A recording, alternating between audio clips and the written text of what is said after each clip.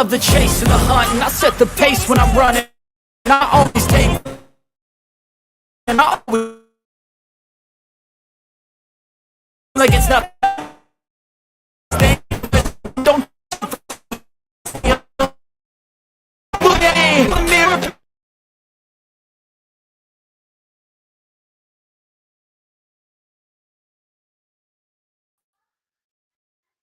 All right, ladies and gentlemen, you are watching 305 Sports Now. Actually, we're now 305 live. I'm sorry. That's the wonderful thing about being live. You get to see all the glitches, all the mishaps, all the mistakes that I that I make when I'm not editing my show. Okay, it seems like we always have a couple glitches here and there, but that's the fun part about being live and so on. Thank you for those watching here on YouTube. Okay, I have two wonderful guests today. The first one is Steve Molly. He is from the Real Talk Sports Real Talk Rants, sorry, from the FTSN network, the Spins Talk Sports Network. And Bobby is running a couple errands, but he will be joining us in about 15 minutes or so. We're going to bring him on, who's a very good friend of the show. Steve, how's it going? Oh man, it's going great, and I appreciate you. Thank you so much for having me on the show tonight. I'm looking forward to it, talking Dolphins. Oh, thank you so much for joining. It's your first time and so on, being on the show. Very happy to have you here. You're a very, very strong voice in the Dolphin Twitterverse and the Dolphin YouTubeverse as well. And we're very happy to have you on and hear your take on the team as well. So the first thing, as before we got on, we talked about is the preseason. Not much shown from the team. There were a lot of injuries on the football team. A lot of guys didn't play, including Odell Beckham Jr., who didn't play an entire preseason snap. But as far as from your observations from the preseason, I think game 2 was the best look at the Fins. What is your take on some of the players that stood out, some of the players that stayed on the 53-man roster, and what is your and did you see anything that concerned you, or it's just preseason? Yeah. Good question. Yeah, there are some things that concern me. As far as the going to the let's go over the preseason game. The second preseason game where Tua was in there and the starters were in there. Look, Tua is Tua. Okay. We don't really need to know what he is in the preseason. We know what he's been with the team for, what this is going on his 5th year. So we know what he is. We know what the regulars are, a Waddle and Tyreek and all those guys. What concerns me is the musical chairs that the Miami Dolphins are playing with this offensive line. It concerns me not so much when we're playing against cupcake teams like we did last year, right? We played the Carolina Panthers. We played the New York Giants. We played the Denver Broncos. Those type teams, okay? The offensive line performs wonderfully when Tua is able to get the ball out, quick and on time, and he throws to that spot, and the receivers there. It works like in symphony, right? Everything is going good. But when we start playing against the physical teams, right? The Buffaloes, the Philadelphias, all those big physical teams that we lost to, right?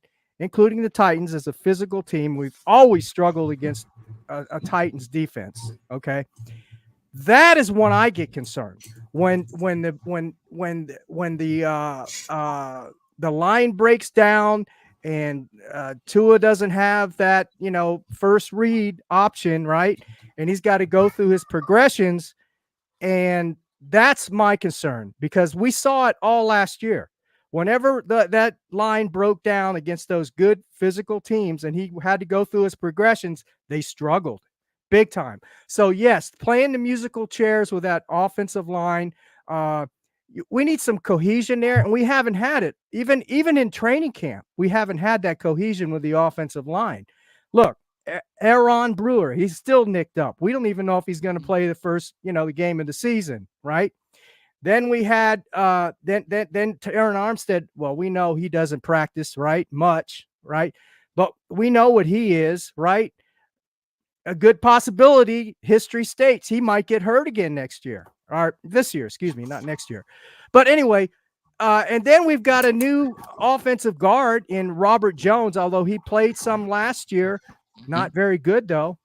I'm not very confident. I'm not very confident. And I've got the since we are talking about the O-line, Okay. I'm going to go over some of these. And this was broken down by Ace Burhead, Curtis on Ace Burhead. Very, very informative guy. Very fair. He gives you the good, the bad, the ugly of the team. And he broke this down, and he's been doing research on this O-line. And he's played college ball, so he has somewhat of an idea what he's talking about. So let's talk about the tackle position first, right? We got Terran Armstead. Well, Terran Armstead is good all around. He's a good pass blocker. He's a good run blocker, but he's old and he stays injured. Okay. Then we've got Austin Jackson. He's good pass blocker at times, right? That's his strong suit, but he doesn't have power. He can't hold off those blocks. He can't push that, push the pile when he has to get those running backs, to get that extra 1 or 2 yards. Kendall Lamb, very good. He's a good swing tackle for us. He filled in Terran Armstead's shoes adequately last year. But again, he's getting ready to retire. He's old. He's a backup, and he plays like his PFF rating was in the 60s, and that is considered backup. A rating score of in the 60s is considered a backup, and that's how he played. Adequate, serviceable backup. But he's not very good at holding off, the big bull rushers or showing a lot of power, right? Then we got Patrick Paul. Young, raw, he's not ready. Look, everybody saw him in the preseason. Oh, my gosh, they were screaming about him. Oh, he's great. Look at him. He's pushing that pile. He's really doing great.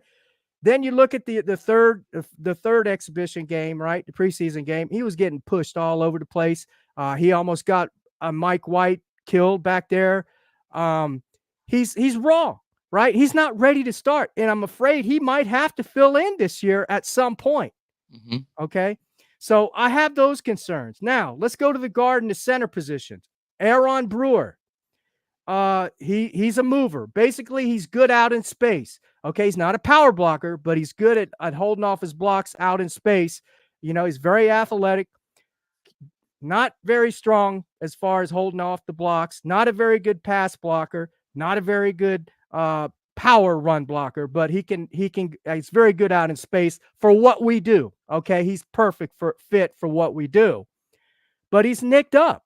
He's got that hand injury, right? And he's the center. So like I said, we don't know if he's going to start. Then we've got Liam Eichenberg. Should I talk about Liam Eichenberg? Not very good at holding off the blocks.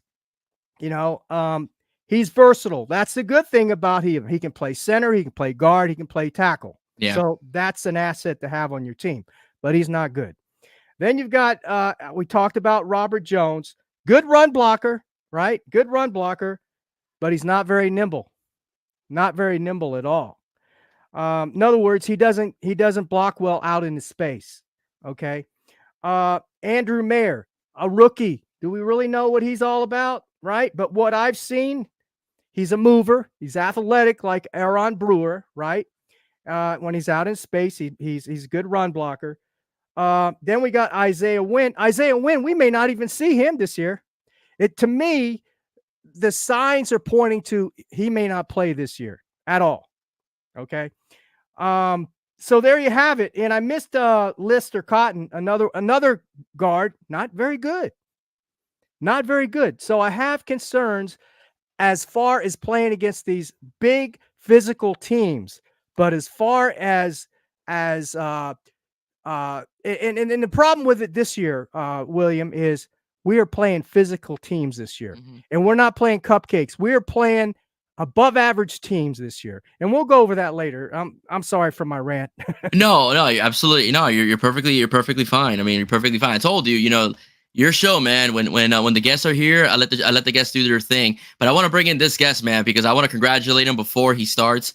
He has Bobby Melendez and the Finstock Sports Network. I'm like a word salad machine these last couple episodes I've been doing lately. I have to slow my pace down a little bit. So he has joined me in the Canes universe, man, as he just launched his first episode yesterday with Brett from Caneswear, and what a way to start your show, man. Brad Tejeda, one of the most respected Canes content creators here in the Canesverse. Bobby, man, congratulations, man. So how does it feel to finally be in the Miami Hurricanes verse? Man, I am super excited. It feels really good. I've been wanting to get into it for a while. As Steve knows, Steve and I talk on the side about ideas and everything that I have, and he's a great source of push, and support and all that, telling me, hey, man, go do this. I'm excited that we were able to get Caneswear and Brett to be involved in this and to lead this with the Caneswear podcast. Brad was awesome. Brett was awesome. I mean, it was like they've been doing it forever. Obviously, Brad has been doing it with Canes in Sight. I mean, it was like I learned so much. I thought I knew. Obviously, I know more Dolphins than I knew Canes.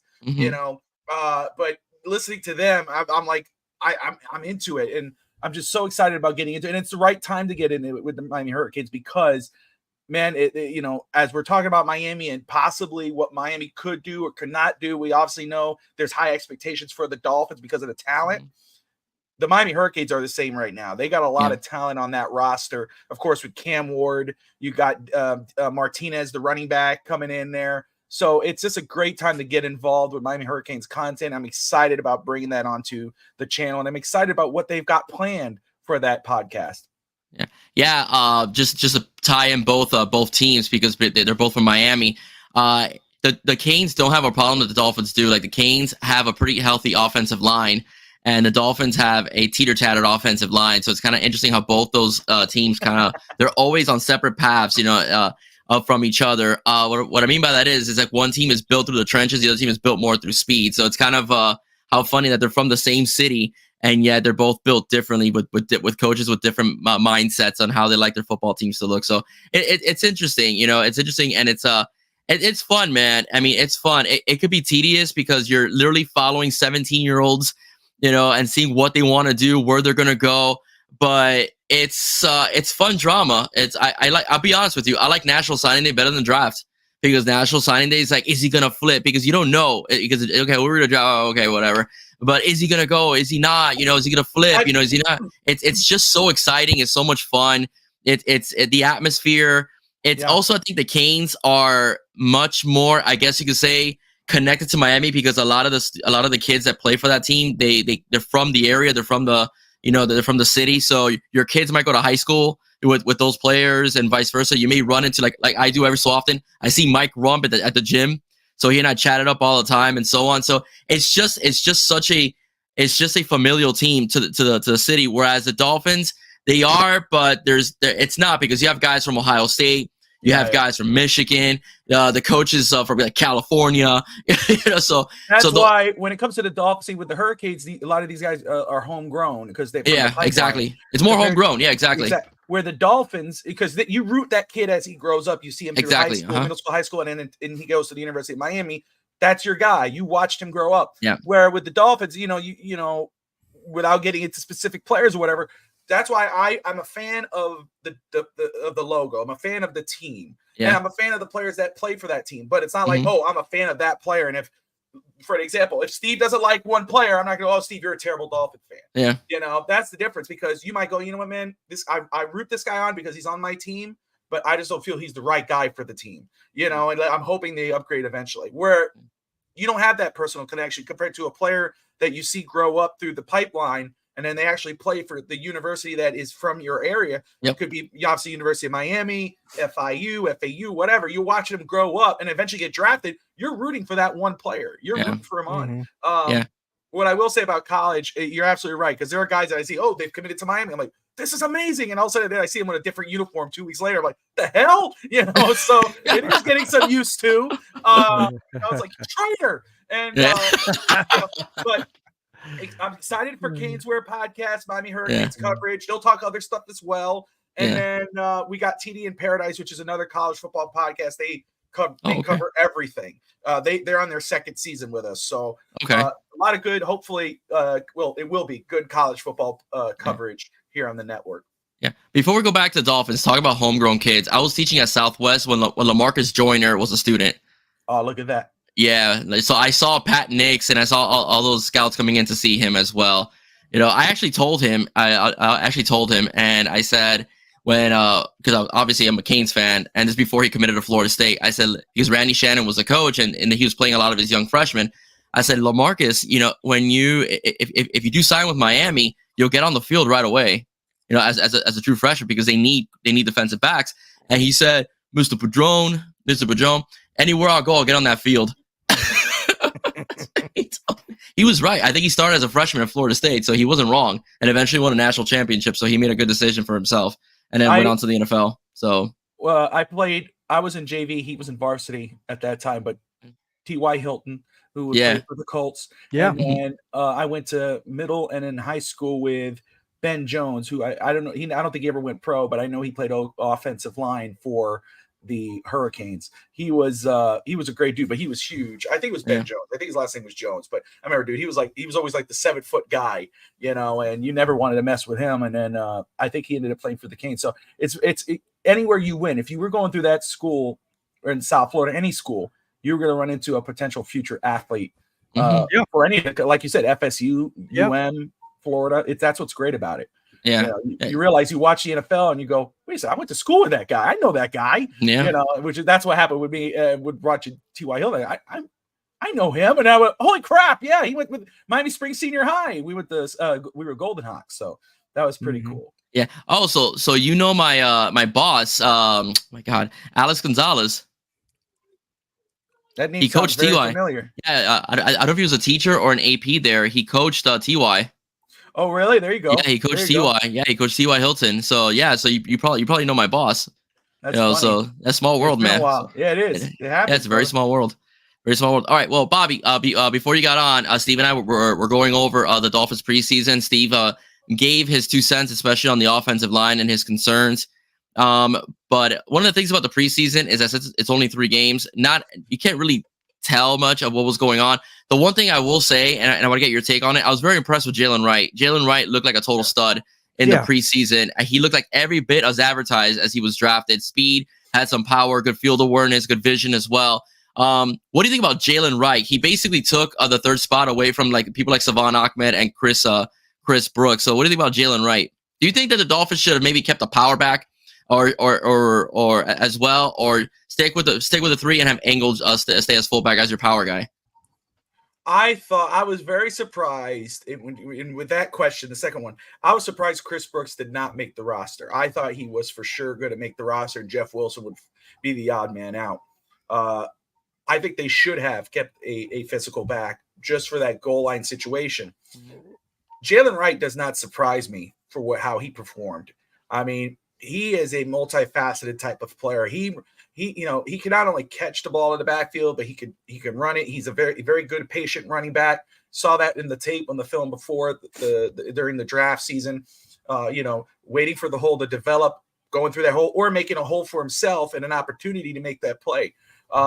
We might have concerns maybe about the wide receiver position. Crazy enough to say, we definitely have concerns about the offensive line position going into this season. We are not concerned whatsoever about the running back position. I mean, you got Raheem Mostert, who was right behind Christian McCaffrey last year with what's up, Seal Bloxy? Great, thank you for watching.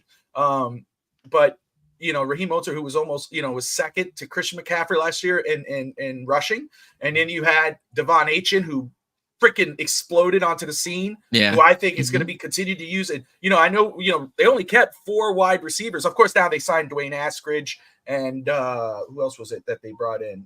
They brought in Rob. Grant Dubose. That him as well. They tagged him, and they brought in Robbie Chosen to the practice squad. So I was not surprised. I will say I was surprised the only 4 wide receivers to start off with initial 53. When they made their tags, okay, now it made more sense. But at the same time, I could see Devon Achane lining up at wide receiver a lot this season. I could see him being spread out here, there, being a gadget, putting Jalen Wright in there. And I think, Miami felt that way when they drafted him. And then when you watch him, he doesn't play. I mean, again, it is preseason. We all understand that. We understand who he's going against in preseason. However, these are his peers. These are guys that are coming in at the same time he is. He plays like a pro. He doesn't play like a rookie, at least the initial start in preseason. So I'm very confident in our running back room, and I'm very excited to see what they could do. I'm just hoping that Mike McDaniel has grown enough to stick with the running game when things get a little rough. It's about growth, So at this, in spite of how great this running back room looks, I'm just hoping our coach sticks with that. Yeah, I totally agree with you. I hopefully it's year 3 for Mike McDaniel. I do hope he sticks with the running game, despite the offensive line issues. Miami's running game was pretty potent this year.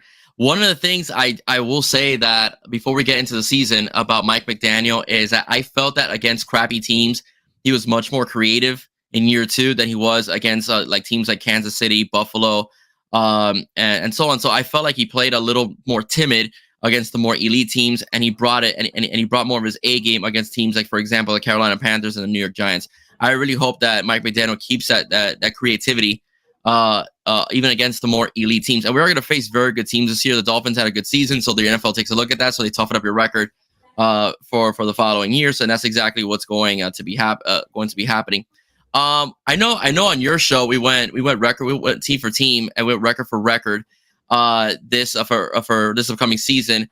But how do you see the season playing out? As far as I do think the Dolphins will make the playoffs, barring heavy duty injuries, especially to the quarterback position. How do you see the Dolphins in terms of how the season looks? Do you think the Dolphins will win 11 games? That's what I'm hoping for. Take that next step up and win a playoff game. Do you think it'll still be a 10-win team with a disastrous December, or maybe a little bit of both? We'll start first with you, Steve. Yeah. I think Miami's ceiling this year is 11-6. Okay, that's what I think they have a potential of doing this year. My prediction for this year is 10-7.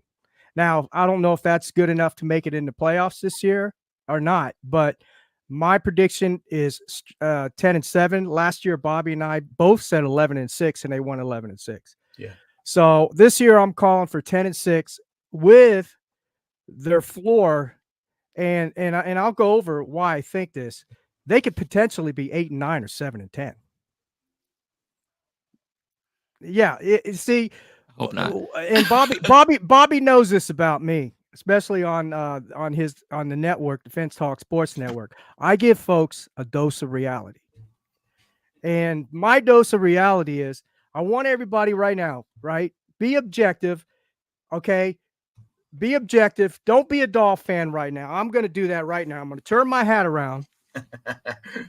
Okay, that's my objective hat. That's not my Homer hat. Okay, follow me on this. I call this the 50-50 chance of winning the game. Okay, you go either way. Okay, you've got Thank you for watching, Lusa. You've got the Jaguars, you've got the Seahawks, you've got the Titans, and you've got the Jets twice, right? So that's 1, 2, 3. That's 5 teams that are 50-50 that we could win. It could go either way. Now, here are the teams that I specifically would say could lose to, okay? Browns, 49ers, Texans, Packers. We play the Bills twice. All right, so that's 1, 2, 3, 4, 5. That's 6 losses right there, potentially, if we can't beat any of those guys, which we've lost. We lost to, who did we lose to last year? We lost to the, it was the year before we lost to the Packers, and then 49ers. we lost to the 49ers. Mm-hmm. And then last year we lost to the Bills twice, right? All right. The wins, these are wins that probably no doubt in my mind they're going to win these games. They play the Patriots twice. That's a win. They play the Colts. That I think they'll win that game pretty easily.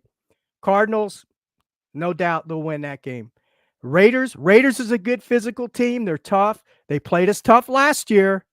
But I think we're going to win that game. So right there, that's 1, 2, 3, 4.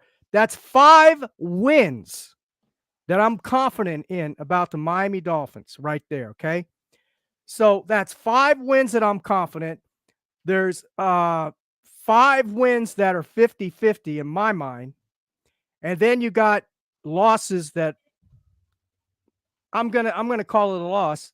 Browns, 49ers, Texans, Packers, and twice the Bills until we don't beat them, right?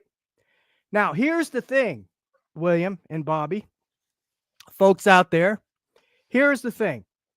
We play the Jaguars, the Bills, the Seahawks, the Titans right off the bat. The Jaguars, I already said the Bills were probably going to lose. We play the Seahawks, that's a 50-50 team. Jaguars, 50-50 team. Titans, a 50-50 team. Pats, we're going to probably beat them, right? So right off the bat, we can't lose two of those games. We might get away with losing one, but if we lose two of those games, and then we go into the bye week at 3-2, and then we got to play the Cardinals, which will win. Then we got to play the Bills. Then we got to go and play the Rams, which are not going to be a pushover. Then we got to play the Raiders, which will probably win. Then we got to play the Pats, we'll probably win. So let's say we win 1, 2, 3, 4 of those games. So now what are we? We're 5-2, right? Or 5-3. 5-3. Now we go into week 13. This is where the rubber needs to meet the road. We're going to go play the Packers in their home. Cold. Then we got to play the Jets. All right? I think that's going to be a home game if I'm not mistaken. Yeah. Then we got to go play the Texans out here, which I'm going to go to that game. I'm here in Houston. Then we got to play the 49ers. Then we got to go to cold Ohio and play the Browns. Then the last game of the season, we got to play the Jets. That's a tough 5-6 games right there. Let's say we're 5-3 at that point. That means we can't win. We can't lose out of those 1, 2, 3, 4, 5, 6. Out of those 6 games, we can't lose 4 or 5 of those games. So it's a tough going. I mean, we're not playing tough cupcake teams this year. We're playing teams that are above average, besides the Patriots. And then who knows what the Patriots are going to do, right? So it's going to be a tough going, William, Bobby. Yeah, I agree with you. As far as the Patriots go, I think they're in a transition year. I do like Drake May, their draft pick. I as a Canes fan, I can tell you he's very talented. He's very mobile. He's got a good arm. He's also has good vision on the field and poise. So, but again, I don't think they're going to surround him with a lot of talent on the offensive side of the ball either. Bobby, are you a bit more optimistic than Steve is, or do you share his sentiments? So, as he brought up, me and him both agreed on the record last year at 11-6. I will say my floor for this team this season is 10-7. I say that's the floor for this football team. My ceiling is 12-5. That's my ceiling. And I'll tell you why. I first off, everything Steve said is on the nail on the head in regards, and what he was saying before too, in regards to physicality, getting out physical on the team, et cetera, et cetera. So that makes all the sense in the world with what he's bringing up right now. So I'm not saying this to push back at what he's saying. What I'm saying though is, this is in regards of McDaniel. You know, I am old school like Steve, where I say I want a physical football team. I want a team that's built from the trenches, from both sides out. You know, you build the offensive line, D-line, you move yourself back. This team, I've come to the realization, is not that. They don't believe in that. They believe in finesse. They believe beating you with speed. They want to get you tired. It's like boxing for Steve. You know, you have the power hitters, and then you got the guys who have great stamina. And their job, even though I know Steve might knock me the hell out if I let him get one hit in, as long as I doubt it. As long as I keep moving, and I'm bobbing and weaving, I'm getting my way, I'm moving around the corner, each corner. Eventually, he's going to get tired, and then I'm going to take him out. I'm going to do my best to take him out, win him by points, whatever. That's what this Dolphins team seems to be, and this is what they're building on. That's why, you know, so for me, I'm looking at this like, look, obviously they've shown year by year they've gotten better. You know, the number one offense in football, and then they went top 10 defense last year. Offensive line continues to be an issue. Obviously not to them. It's the second year under Butchberry, third year under Mike McDaniel. I feel that they believe they are right there to make that jump. I think they have faith in the plans of the guy. I mean, if you look at the receivers, Grant, what was the name from the Packers, Steve? Dubose. DeBose. Grant Dubose. And then you got Drain Eskridge from Seattle. They had a plan in place about getting these guys. There was no offensive lineman they went to go grab. They did not go trading for the St. Louis or the Los Angeles Ram linebacker, which I thought they should have. They have an idea in mind. This is not a team that seems like with no head on the chicken, a chicken with no head. They know what they're doing. Or at least, we might not get it. Steve might be sitting there on Steve, Real Talk Rants going, what the hell? But they know in their office, they're watching Steve laughing their ass off because they think they're the the freaking mad scientist. I believe again. Can this team? Can they go below 10 wins this season if things don't work out? Well, if our quarterback goes down, yeah, because who's their backup? I mean, Skyler, even though he did well in that final game, he should be a third string. I don't feel comfortable with being the starting back. Then you went out and got Tim Boyle. Now, if you go get Tyler Huntley, who just got cut from Cleveland, now maybe we because look what he did for Lamar Jackson in Baltimore when Jackson went down. Yep. So you might win an extra game or two, but if you go in there with Skylar Thompson and Tim Boyle as your 2 and 3, that's gonna now your floor is 8 wins, 7 wins, could go worse from there. If they get Huntley, then that can help. Now, yeah, Skyler's in his 3rd season. He's his 3rd season under Coach McDaniel. We saw something in the 3rd preseason game, but of course, people have to remember that was preseason. But the running back room, the receiver room, the talent in those 2 rooms, plus the tight end position, what they're going to do and how they look like compared to years prior, leaves something enough for Miami probably to say, hey, you know what? We have the quarterback with the quickest release in football. We don't need a lot of money thrown to our offensive line. We're confident. Defense, Chop Robinson, Jalen Phillips is back, Mo Kamara, Calais Campbell, I think is going to be a solid veteran for this team. I know we're going to miss Christian Wilkins. We're going to miss that heart. We're going to miss that energy. AVG. We're going to miss Van Ginkel. Okay. We're going to miss that. But at the same time, Zach Sealer equaled that production that Christian Wilkins brought in. You bring in a veteran like Calais Campbell, who's been there, done that, and familiar with the Anthony Weaver defense. You go to the linebacking core.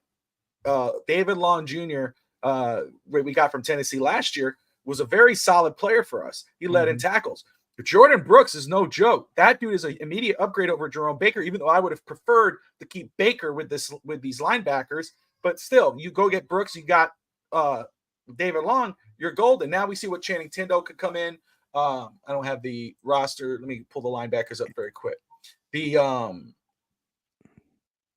I think Duke Riley's still there. And Anthony Walker, even though he's still in an injury, linebackers are still not a strength. Quentin Bell, who was a camp standout.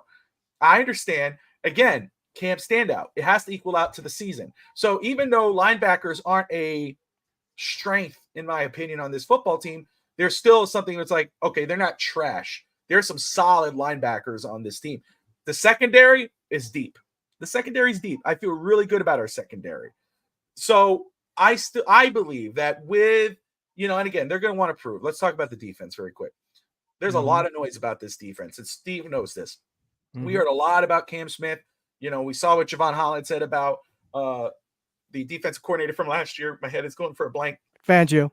Fangio. They made a lot of noise as to why, hey, he held us back. Hey, this and this, blah, blah, blah, blah, blah, blah, blah, blah. Now, it was still a top 10 defense. Now, of course, that happened when Jalen Ramsey came in because before they were in the 20s. Then they skyrocketed when Ramsey got activated. They're going to want to show up and show out. Javon Holland's going to want to show up and show out because he's up for that contract. He's going to want to prove he wants to get paid.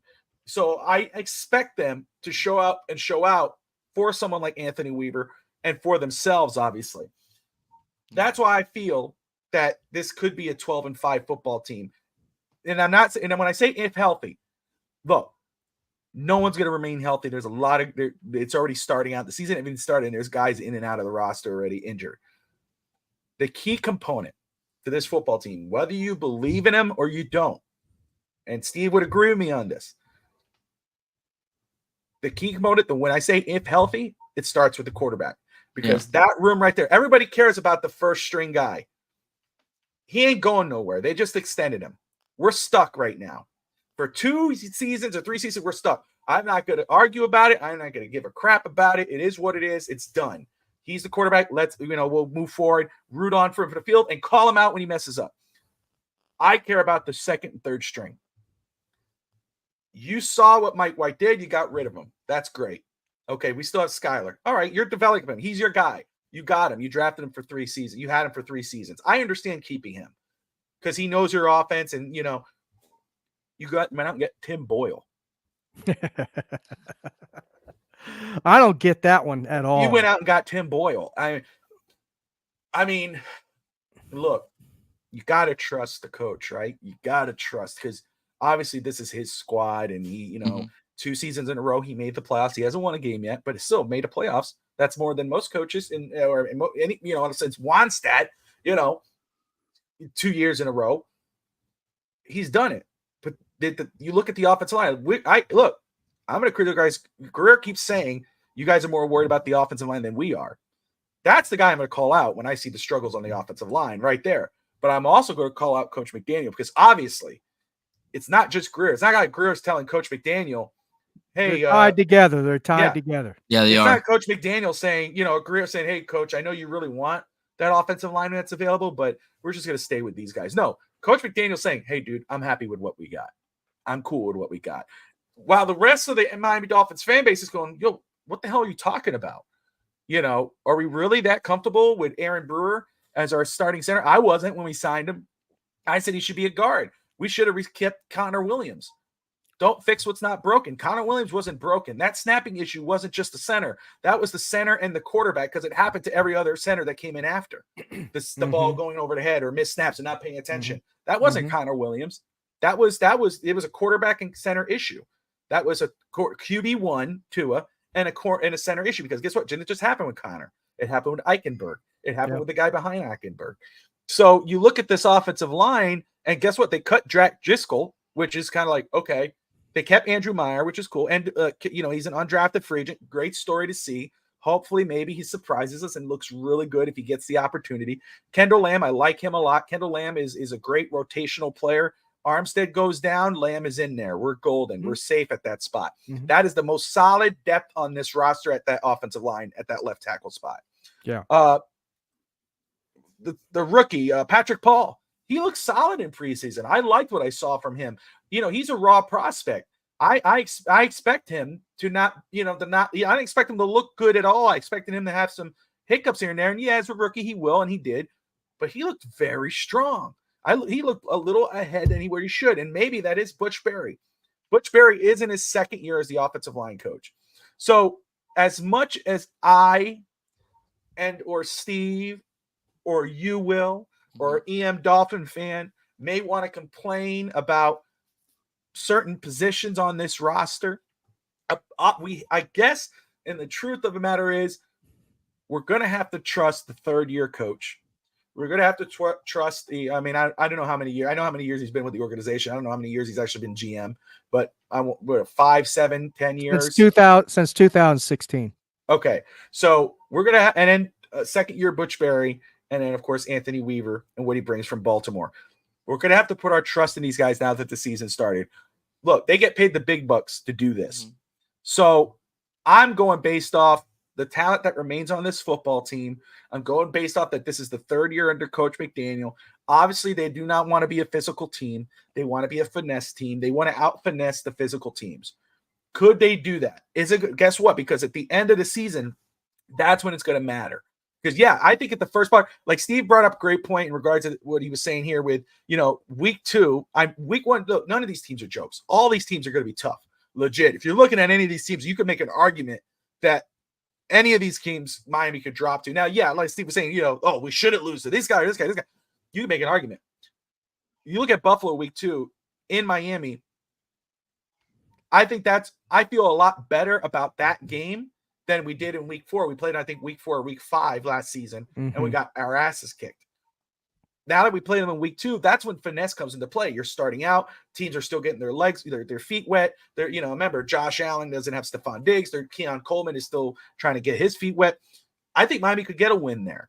Later in the season, when that physicality comes in, the Jets, Houston, San Francisco, Cleveland, the Jets again, obviously Green Bay. That's when physicality matters. That's when you're going to have to step up or do your best to survive in those final rounds. Because what does Miami struggle with? They don't struggle the last 2 years at the first part of the season. They're 8-3.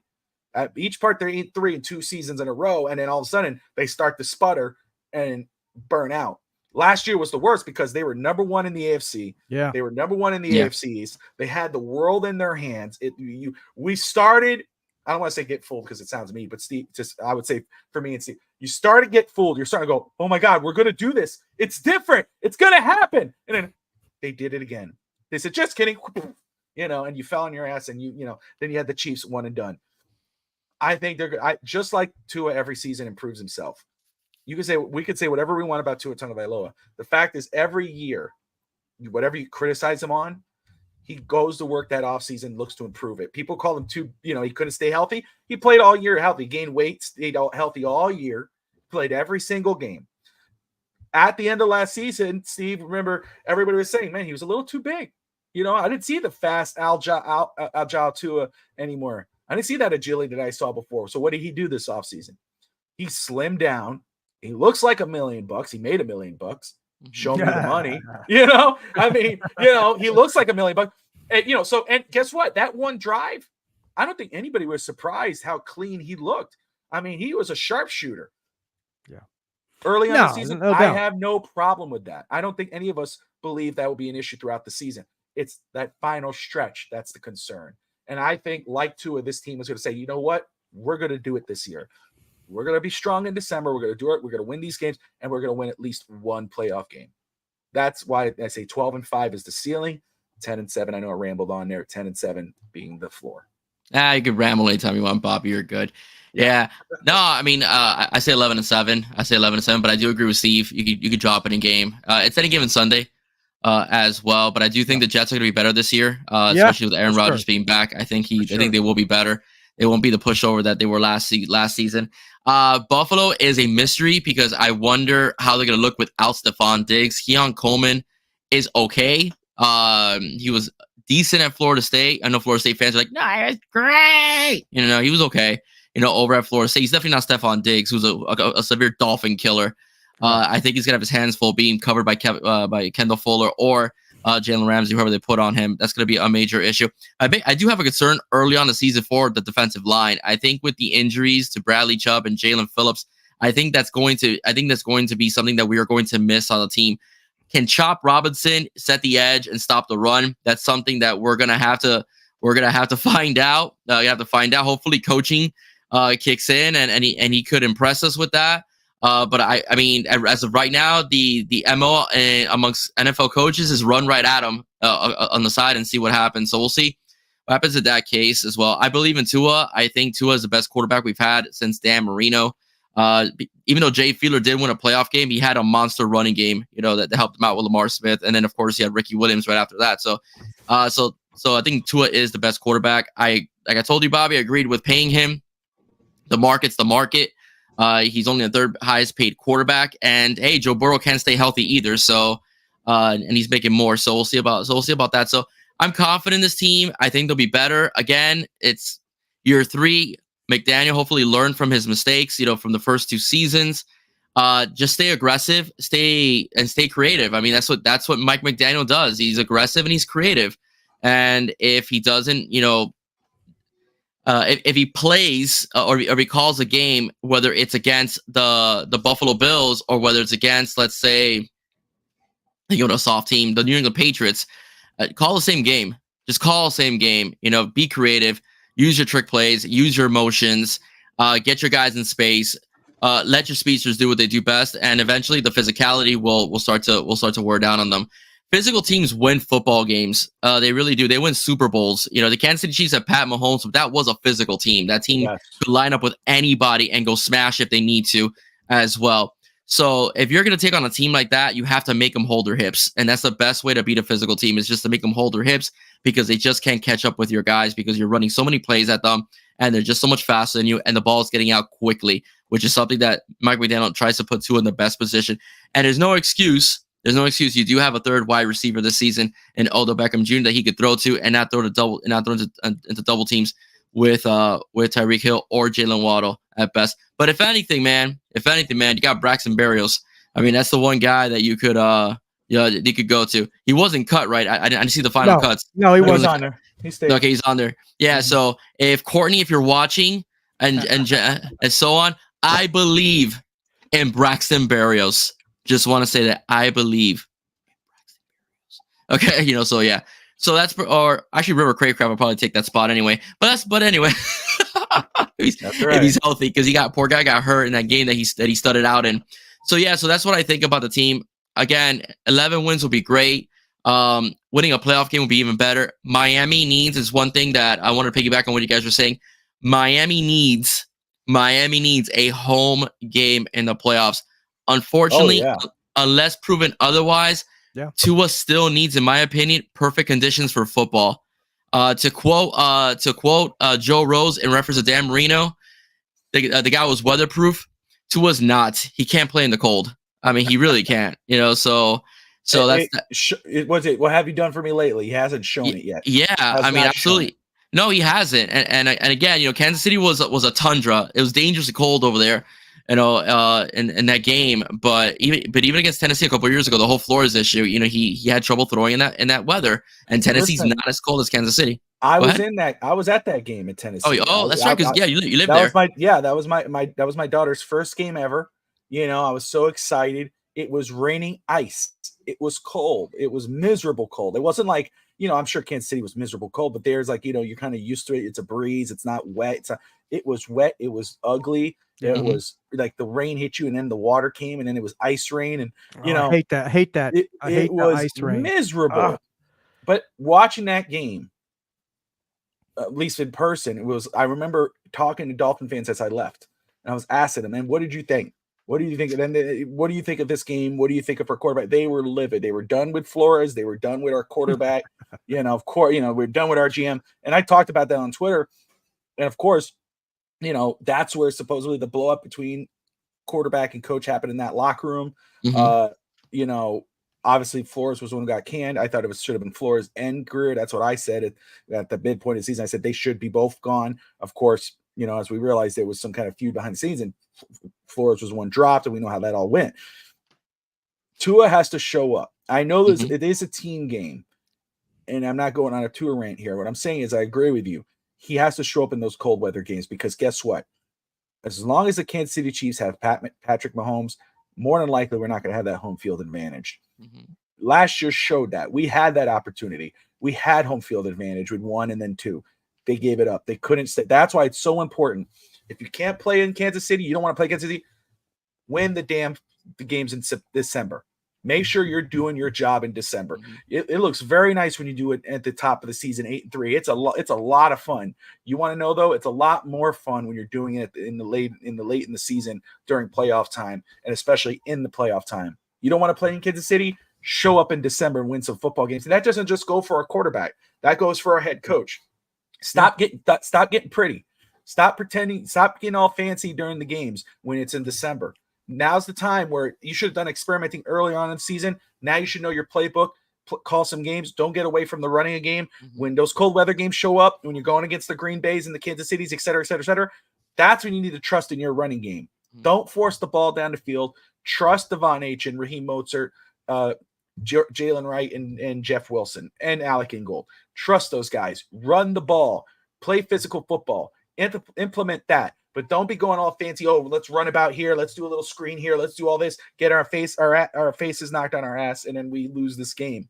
You're not playing to Tua's strength at that point. If you know Tua's strength is not cold weather, then protect him by getting the ball to the running backs, short passes over the line, choking that defense up, and then getting a deep bomb over the top over Jalen, Odell, or Tyreek.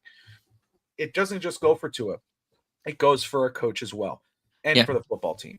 Well, the running game in general, he can get creative with it. Like I said, in games against poor teams, they ran the ball well, and some of those runs were creative. I always go back to the Giants game where they lined up Moser and Achan at the wide receiver position, and they put a 2-back set with Jalen Waddle and Tyreek Hill, only to have Raheem Mostert run the football. On which confused the hell out of the Giants. Those kind of runs is what you need to do with your team, especially if you're a finesse team, because you're not going to big boy Kansas City, the Pittsburgh Steelers in cold weather in December or in the playoffs. You're just not. No, you have to play to your strengths, and playing your strengths is just doing design runs. Just keep running the football, though.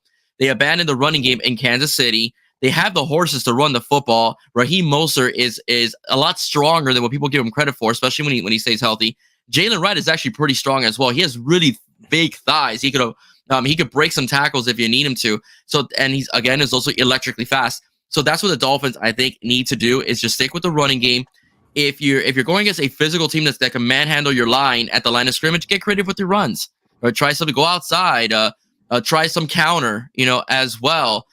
Use some play action. And like you said, something short. You have Jonnu Smith now. Use that, use that in your passing game. A tight end is a quarterback's best friend, where you could dump it in a zone, in some space, get 5 or 6, 7 yards, make it second and short, make it third and short, make it a running situation, or at least you have an RPO option where you could do both. That's the one thing I think the Dolphins really need to do this season. Don't play scared against solid football teams.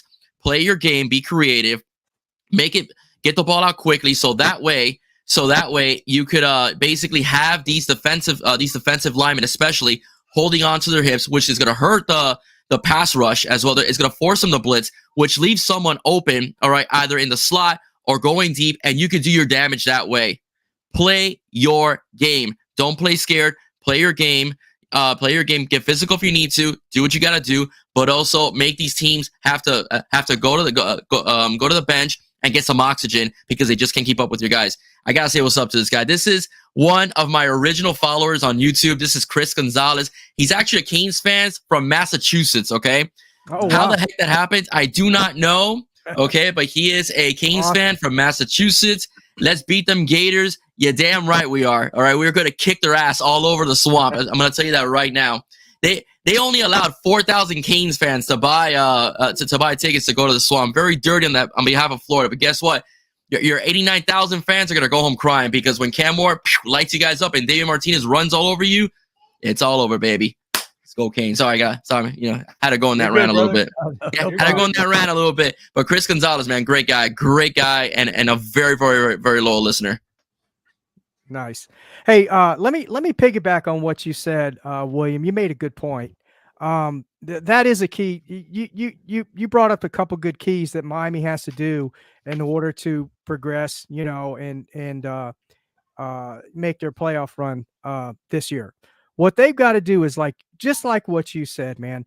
They cannot be going for these. I don't agree with the trick plays and all that kind of stuff. Mm-hmm. I don't agree with that. But what I do agree with, and what you said, is they need to freaking run the ball more, right?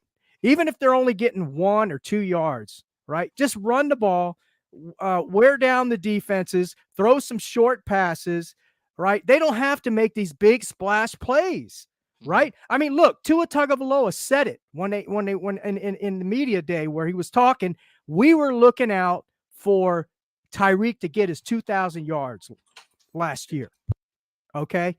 So what does that tell you? They're going for them big splash plays and all that kind of stuff. No, man, tone it down a little bit, slow it down a little bit, get a little more. I know they're not a physical team. They're not built that way. Let's face it. They're not.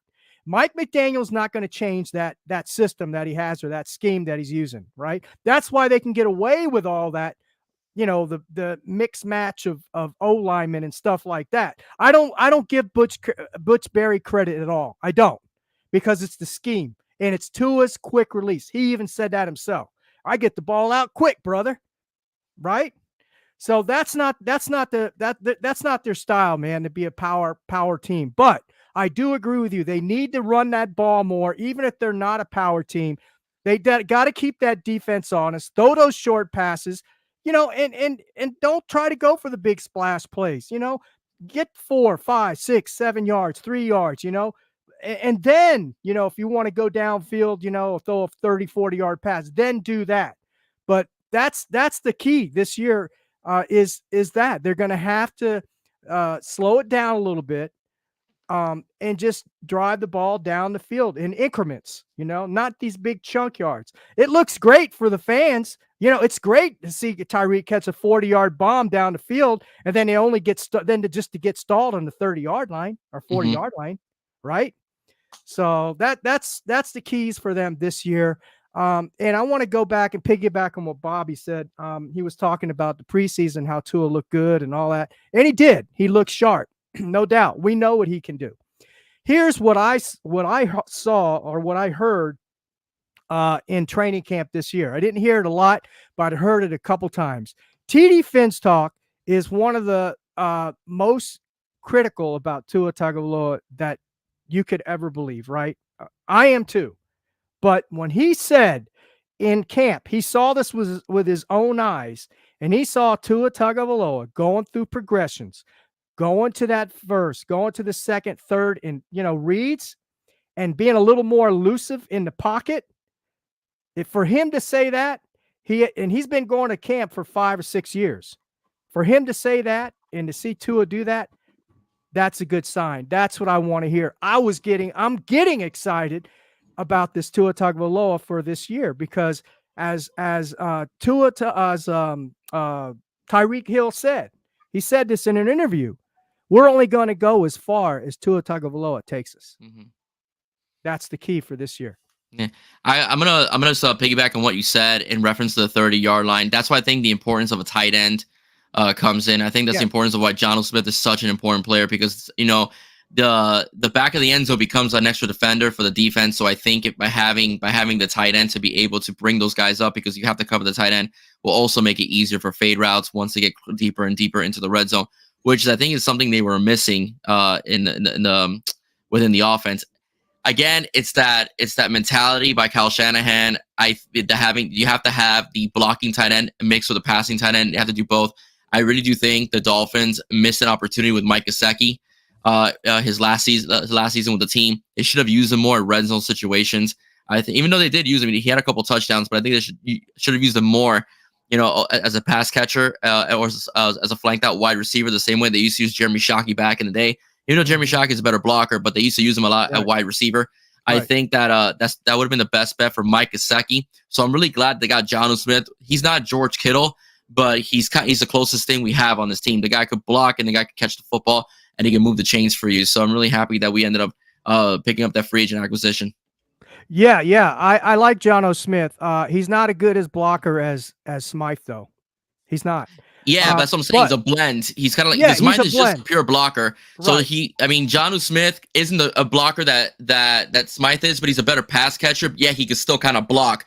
So you get a little bit of what he likes in George Kittle. Let me give you a little pushback on that, though. Okay.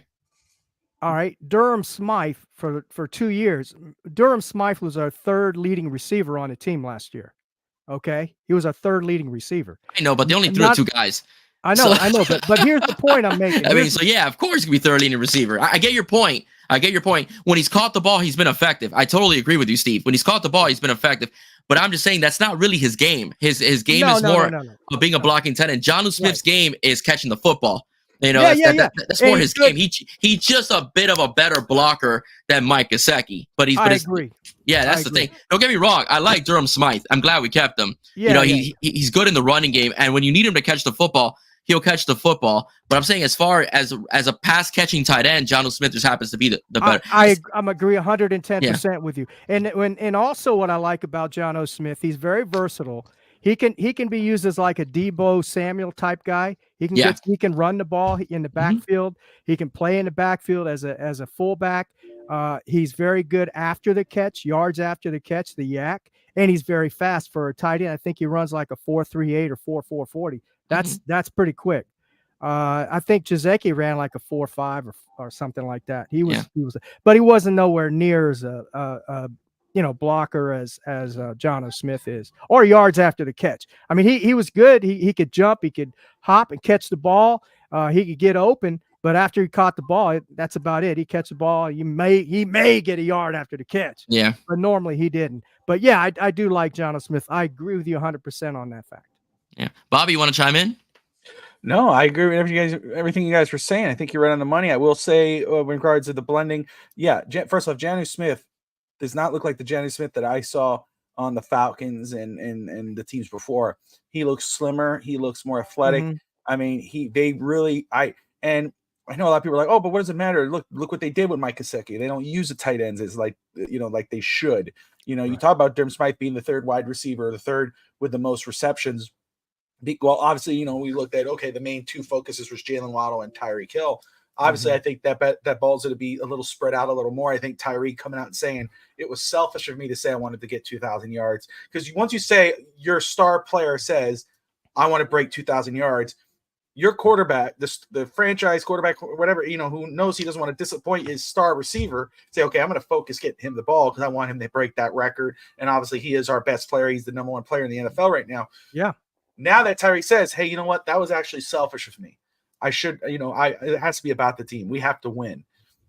I think that Tua, along with this offense with Mike McDaniel and even Tyreek, it's about, okay, we need to figure out how we can spread this ball out. So that way now Tyreek becomes more of a dummy, like a decoy, rather than a actual, which he still will be, but a factual, main point to this offense. And I think that does start with a Jonnu Smith. I think he was brought in because they will become more focused on that tight end position, implementing that more into the offense. Mike McDaniel has stated that the tight end position will be implemented more into this offense. Keeping Durham Smythe was huge for the Dolphins, I think, obviously with blocking and his pass catching as well. He's very good at doing that. He's a solid pass catcher. He's not going to blow the roof off. He's not going to outrun you, run over you, or anything like that, but he could get you 5 yards. He could get you that red zone touchdown. You think of Julian Hill and Tanner Connor. Tanner Connor has been very solid in camp. His teammates are raving about him. Mike McDaniel says nobody knows this offense better than Tanner Connor. Yeah, I heard that. Yeah, I'm very excited and intrigued to see what that all means. Man, they're really talking up these tight ends. And again, what I've seen outside looking at highlights and videos of the training camp, what I've seen from Jonnu Smith, I'm very intrigued to see what he's going to bring to this offense. And Steve was, acknowledged earlier what I was saying was Jonnu doesn't look like a tight end. He's slimmed down. He still was a good pass catcher, but he looks like he's put on some speed. He looks like he's lost some weight. So it's not going to be the Mike Gesicki of old. Mike Gesicki, he did not fit the scheme. I can understand Coach McDaniel not using him at that time because, again, it's like he was still trying to figure everything out. The first-year coach is trying to bring up this quarterback who hasn't hit expectations in his first couple seasons. He's focused on that. All of a sudden, he gets the one of the best wide receivers in football on his lap in his first year. He's going to be focused on, okay, how can I build, the best, and which is the best medicine, because how can I build up my young quarterback's confidence? Well, okay, let me give him the fastest receiver in football and tell him throw it over 50 yards, throw it over his head. Of course, Mike Gesicki wasn't going to be used. In your second year, you saw a little bit of evolution. You saw the running game start getting more implemented. Now you're in year three, and now they're talking. Now they drafted another running back. There's been years. Chris Greer is not known to be focused on running backs. He doesn't like taking running backs. That's not a priority for him. The last 2 years, he drafted Devon. He traded for Raheem Mostert, drafted Devon Achane, and the boy. Yes, yeah, we were just talking about it, but there you go, from Green Bay, and he said that as well. The receiver we claimed out of Green Bay, and then drafted the Devon Achane last year, and then this year drafted Jalen Wright. Yeah, the running game has become more of a factor. It will become more of a factor this season. Last year, tight ends, remember, the third leading receiver, as Steve has brought up. This year, look what they did. They have 4 tight ends on the roster right now. They signed to a free agent deal, Jonnu Smith. That's to become more of a focal point. So that's to help the evolution of this offense. That's the year 3 of this offense. So I'm intrigued. I'm excited for the tight end position. I'm happy that they are turning their focus to that. And I think that will, even though this was, I guess, how high up can you go than the number one offense? I think they're going to be in that same realm going into this season because of that evolution. Yeah.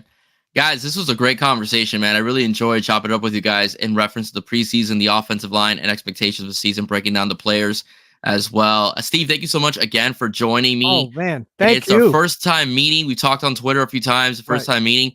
Right. You are more than welcome to come on the show whenever you want. I know you get a lot of flack on Twitter, but listen to me, guys. This is one of the nicest individuals you're ever going to speak with, okay? Whether on a personal level or here on a podcast. Okay, Steve, you do great work, and thank you so much for coming on the thank show. you. It was a pleasure. It was a pleasure. I appreciated meeting you, and you're doing a great job. Thank you.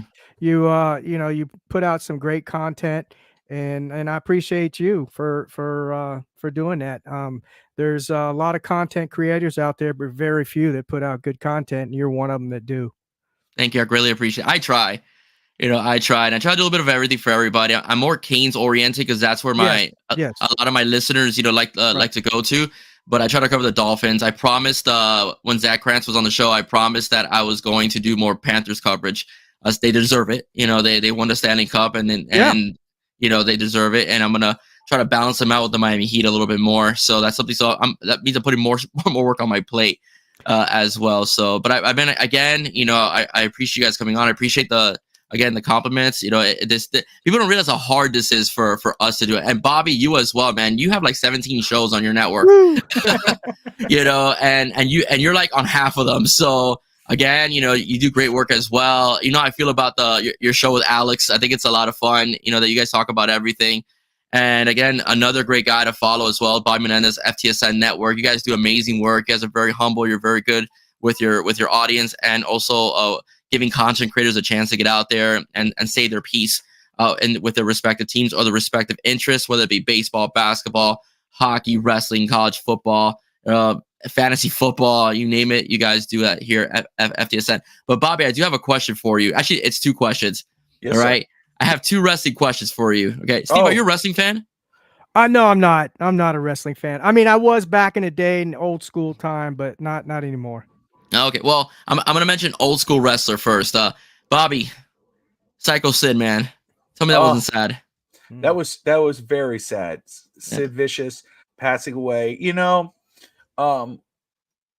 First off, one of the most, what's he called? Vicious.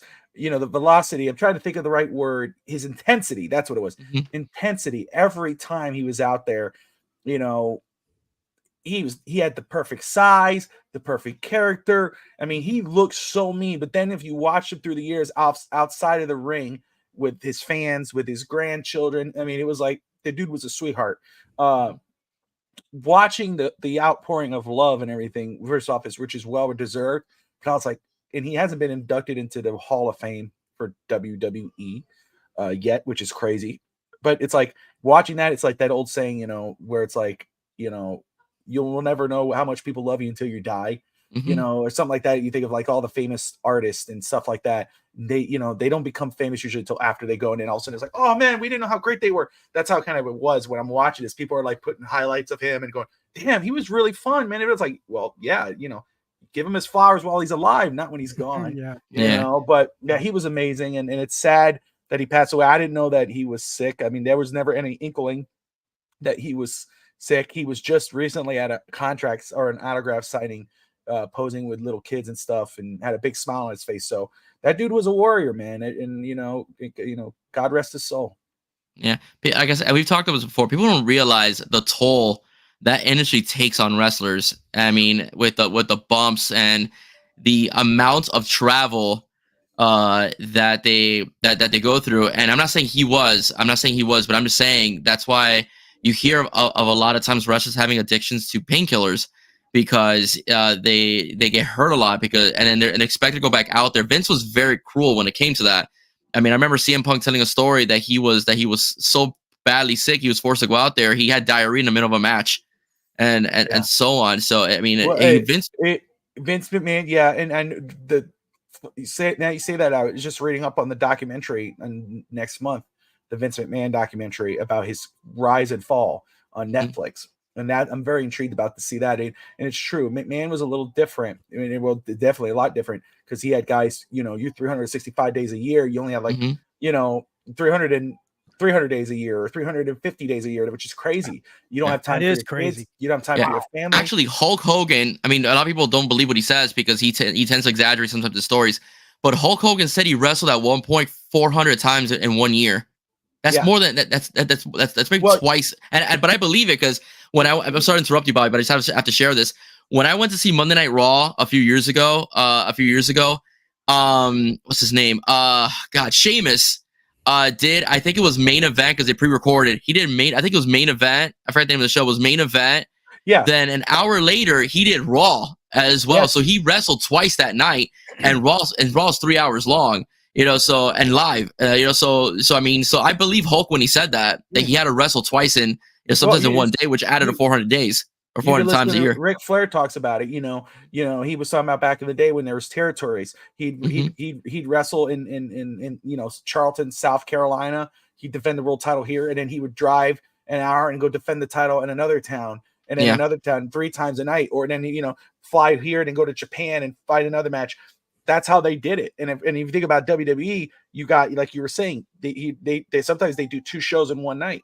Yet Saturday night main event was done on earlier in the show, and then they would release it on Saturday. So even now today in wrestling, you brought it up. They'll do a couple matches before the show, then they'll do the show, and then they'll do a dark match, which is when the cameras are off. Yeah. They'll go, okay, we'll do one more for the fans, and that's when the world champion will come out and do it again. So, yeah, but the wrestlers, even though now the schedule's kind of getting lighter, to get more little, you have multiple businesses, companies now, and it's becoming a little more family friendly for the wrestlers and more about family life. It's still a very grueling business. And you talk about Psycho Sid and Sid Vicious, what he was and what he was able to build.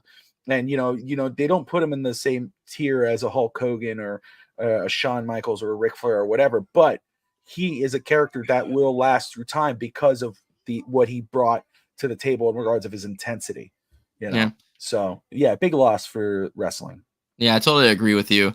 I totally agree with you about Psycho Sid or Sid Vicious, however you want to call him. Again, it's tragic. 63 years old. I mean, that's not still a young guy, for the most part. And he was a grandfather, but he was a grandfather of 2 grandchildren. When I saw him on social media, he was holding 2 records. I'm assuming he just had 2. One more question, and I found this interesting because I read this. I think it was on Twitter or X. Actually, I keep calling it Twitter. It's actually X. CM Punk, who's been on his best behavior since returning to WWE, made an interesting statement. He said, again, he was ripping on Vince McMahon. He said that it's a totally different atmosphere. It's a totally different locker room. And he kind of wished, I'm summarizing, it's not a direct quote, I don't have it in front of me, that Triple H would have been running the show years ago when he was there, because Triple H is more wrestler friendly and he's more, in touch with what the wrestlers need and the fans need, etc. It gives them more freedom. So the company's a much better place with Triple H at the helm. And I'm thinking, you two hated each other about 10 years ago, and you said nothing nice about Triple H. Come on, dude. What is is he being sincere or being the good soldier for now, or I'm sorry, is he being insincere and trying to be a good soldier because he's back in the company, or does he really mean that? And he himself has had an epiphany, because CM Punk fights with everybody, wherever industry he's at. I think he's being sincere. I think we all know he did not like Triple H, and Triple H. Hey guys, I got to get out of here. So go ahead, Steve. I'm sorry, Steve. Before you go, I still want to get Bobby's take. Before you go, anything you're on, promote it right now, so the audience knows where to find you.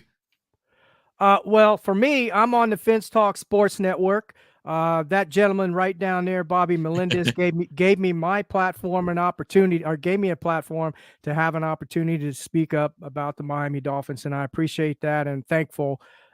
Very thankful for him for allowing me to join the Fence Talk Sports Network.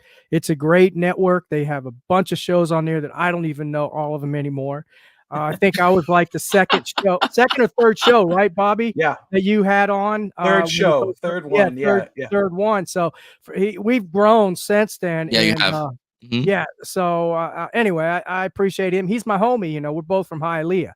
Yes, we are. So both Golden Hawks. We went to Miami Springs too, That's senior right. high school. So except I'm a little older than him. That's right. We didn't go at the same time. I got that Benjamin Button syndrome. Yeah. So, but anyway, so I'm on the Fence Talk Sports Network, and you can catch my show. I'm usually on there on Tuesdays, 7 o'clock Eastern Standard Time. Sometimes I'll pop up on a Saturday or anytime during the week if there's any breaking news or anything like that. They can catch me. The show's called Real Talk Rants, and you will hear me ranting. and so my motto is I usually give the Dolphins a dose of reality. So anyway, thank you guys. Appreciate it. And God bless. Likewise, love, Steve. brother. Thank you Appreciate you. for coming on. You're like I said, you're welcome anytime. Yeah, he's awesome, man. Yeah, he was great. He really was. Steve, like, yeah, you know, you were saying he gets flack on Twitter and stuff like X, and you know, he rants on the show, but what you said before, and you know, truthfully, one of the best guys out there, one of the, you know, most genuine good dudes out there. You know, his support to me behind the scenes and in regards to just talking to, he'll call me, go, hey, I have an idea for a show, and him and I will start talking or whatever, and then he'll go, you know, and then I'll start talking about something, you know, and he gives you that support. He'll say, hey, dude, you know, you're doing great, and you know, hey, I think you know, yeah, you should do this, and I'll say, hey, I run an idea, and so he is a valuable family member on the channel. So great dude. I'm glad that you had him on. Definitely have him on more often because he gives great insights and he's passionate about what he believes in, and he's very fair. He listens. He'll listen to you, even if he disagrees with you. He'll hear you out. And you may change his mind, and he'll take it. He's not one of those guys that go, "Oh, you're dead wrong. You're just to be wrong." He'll shut you up. No, he will. But he will come at you with facts. He'll start, well, you know, and then also he'll grab his paper and you go, "Oh shoot, here it is." Yeah, but that's what's great about Steve. So everyone who watches Dolphins and you want to see a different type of Dolphin show, you know, like you said, dose of reality, but at the same time, just his view. Every fan deserves their point of view. That's how I see it. You know, no fan is, oh, this guy's great just because he's, you know, kisses up to every player. No, every fan has an opinion no matter how they feel. And that's the definition of Steve. He is, you know, you might go, man, what a pain in the ass as a fan or as a contact. He's awesome. And then he's a better person. That's what, you know, Steve's awesome, man. Yeah, no, like I said, I'm really glad I had him on as well. I'm really glad I had you on as well. Before we go, you're about to finish your take on Punk. So just what do you think about Punk? And you said you think he is being sincere. I think he's being sincere because if you listen to his original comments that he had with I'm forgetting the guy's name, Carlone, his best friend or his friend at the time. He's not friends anymore, funny enough. But he talked, you know, there was no love between him and Paul Levesque, you know, and I don't think there was. Paul Levesque, though, Triple H, one thing he did learn good from Vince McMahon was what's best for business. And this, in spite of what he felt or how he feels truly about Phil Brooks, the CM Punk, that's not going to stop him for doing what's best for business. You know, it's about making the buck. It's about giving what the fans what they want. And fans wanted to see CM Punk back in WWE. It's despite how great they felt about seeing him in AEW, it just didn't feel the same. So when the great thing about Triple H that he had, and Paul Levesque being Triple H for those who don't know, Triple H is that he is one of the boys. He was one of the wrestlers. He worked himself up. You could say whatever you want about him marrying the boss's daughter, but I just talked about this the other night. He worked himself up. You know, he was supposed to. He was part of the Clique, one of the hottest groups in backstage in wrestling. He was supposed to win the King of the Ring. This was way before Stephanie McMahon. King of the Ring was the springboard to bigger things, but he lost that chance because of the incident at the Garden where him, Diesel, Razor, and Shawn all hugged each other in the ring, and of course that was the curtain call, and that just stopped him. But he knew he knows what it takes to go through the business and learn and the family and not being with your family. So when he eventually took over for Vince, everything that CM Punk ever wanted, everything that Ronda Rousey wanted when she got here, everything that all these other guys, they all complained about when they got here or got to WWE, now they come in and they go, holy crap, this is everything that I was talking about. CM Punk was saying, man, I'm a big part of the reason why this is like this. No, it's that one of the boys is now running it and he knows what it is, and the great thing is he did learn from that guy that you don't like. He learned that best for business. Cause look, you look at Vince McMahon, you saw you go back to Jesse Ventura, who just came back to WWE. But even before then, he had a huge falling out with Vince McMahon and testified against him. And Jesse Ventura showed up. Hulk Hogan left for WCW, testified against Vince McMahon, almost destroyed Vince McMahon's company, and then came back for WrestleMania 18 and had another run with the world title. It's not because all of a sudden there was some love regained for Vince and Hogan. It's Vince McMahon saying, hey, that's what's best for business. Because I'm sure all those guys leaving Triple H, I said, dude, why are you bringing one of these guys back? Why are you, even though he's best friends with Scott and Kevin and whatever, Vince McMahon says, hey, if they can make us money, then we're going to bring them back.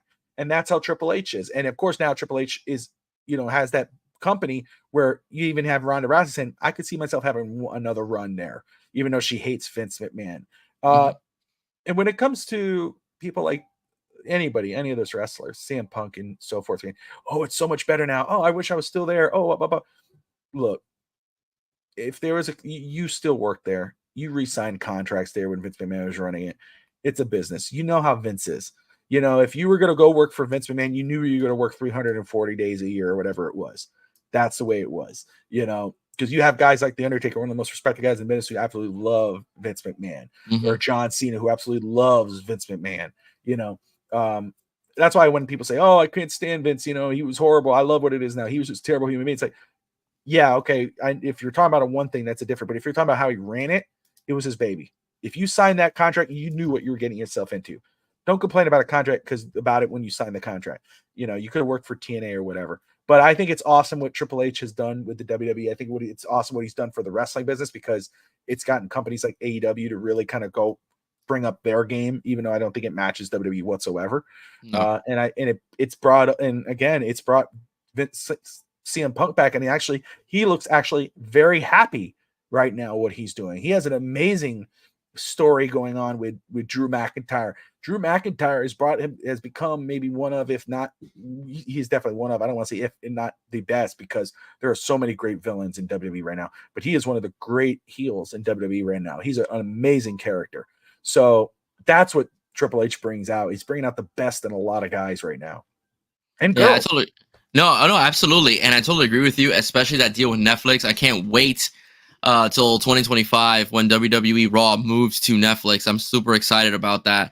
And I'm really intrigued what he's doing. Like I said, I like what Triple H is doing. I knew when he took over, it was going to be great, because he's a shrewd businessman, as far as the wrestling business goes. And I knew he's going to run the wrestling industry very well. And yeah, he paid his dues. I mean, he did marry Stephanie. But he didn't pay his dues. He even told Vince, I want to work every day as much as you need me. Yep. Because he knew that being seen, being out there, no matter what, was how he was going to get the audience's attention. So I'm very happy about what the direction of wrestling, and I can't wait to go back to watching. I keep up through social media because I don't have much time, but I'm really excited when it goes back to Raw when it goes to Netflix. I'm really excited about that and seeing what the future holds for the company. Bobby, anything you want to plug? Yeah, man. Again, you've done very good at plugging already, but Fitness Talk Sports Network, FTSN, we are growing. We're staying busy. Tomorrow we got the fantasy football draft. We'll be live. Once upon a Sunday, we'll be hosting it. That's our fantasy football show. But that will be the FTSN fantasy football draft. So I have the 7th pick. So you could, tune in. You could rant on me and joke. I more than likely probably will be on there. But that starts at 8 p.m. Eastern. Saturday, we got Fins Talk Today at 12 p.m. noon. Me and Fish Tank Hank we'll be talking every game, projecting if our predictions have changed. So I kind of spoiled it already because you asked, but we'll discuss that. And then East 10th Street Boy. Excuse me. Still on Saturday, I'll be on 2 shows. We got No Holds Barred Wrestling Podcast. Usually we go at 8 p.m. Eastern, but we'll be earlier because we'll be recapping Bash at Berlin immediately after the PLE. So we'll be on, I think, 4 or 5 o'clock. And then East 10th Street Boys, Sunday noon. That'll be our last show on Sunday noon because of the football season. We'll be back probably to Wednesday nights after the baseball show. And why do you prefer Wednesday nights? Yeah, cause I'm at church when you guys are on. Oh, okay. Yeah, that explains why you're not watching it. I've been wondering, maybe hype that show up so damn much. I'm like, man, this Will ain't showing up no more. Yeah, I'm at church when you guys are on, man. Praising the Lord. Whatever. No, I'm just playing. I am. It's all good. Jesus. No, but man, and I'm with you. Florida Panthers. We got to get that content rolling too. That's something that I definitely want to get the ball rolling on our end. But I'm excited about the Cranes. I'm excited about college football podcast rolling. Again, that's college football. Caneswear podcast is on Tuesday nights, 8 p.m. Eastern. 7:30 is Real Talk Rants, unless, of course, he moves it around because, as Steve said, he's floats. And then Wednesday morning, or Wednesday afternoon is Touchdown in Paradise. That one's recorded. So we got a lot of stuff going on, brother. It's just, Yeah. you know me, I try to keep the wheel turning here. Yeah, man, but I say you do great work, and you're a nice guy, you're a great guy, humble, and you've built really something really great with your network. And again, I love having you on. I love going on your shows, on your shows too. I have a good time chopping up with you guys. Thank you, brother. Thank you. As well. But ladies and gentlemen, do not forget to subscribe to FinTalk Sports Network. They have content for everybody. So like their channel, subscribe to their channel, comment on their channel, become a part of their channel. do whatever you need to, but please subscribe to Mr. Bobby Melendez and his team of content creators. All right, ladies and gentlemen, that's it for me. I know I went on a little bit, but let me tell you, we had a good time. We talked everything from Canes to Fins to even a little bit of wrestling. You know how it is with Bobby's on. You know, we always go a little bit off topic every so often. It's great. All right, ladies and gentlemen, please do not forget to like this channel, subscribe to this channel, and share this channel. Everybody, God bless. See you soon. Go Fins and go Canes. Beat Florida. Bye-bye, guys.